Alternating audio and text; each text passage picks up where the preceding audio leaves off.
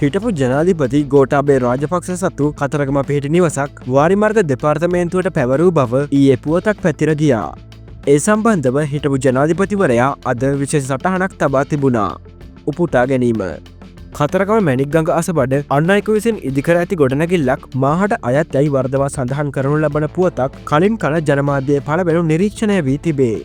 2025 October 13 වැනි සඳුදාද ඇතැම් රූපවාහිනී නාලිකා ඔස්සේ පළවූ පුවතක් එකී ගොඩනැගිල්ල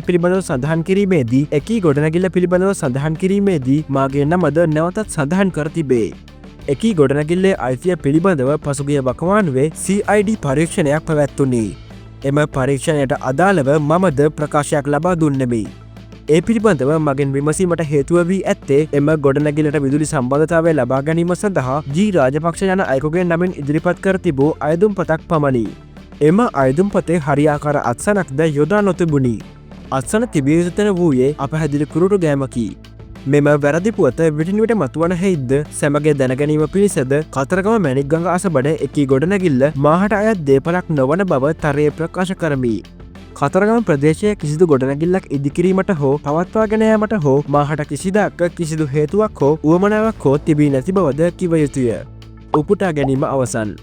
මෙවැනි පුවත් ඉදිරියටත් බලන්න සබස්ක්‍රයිබ් කර රැඳී සිටින්න අප සමග.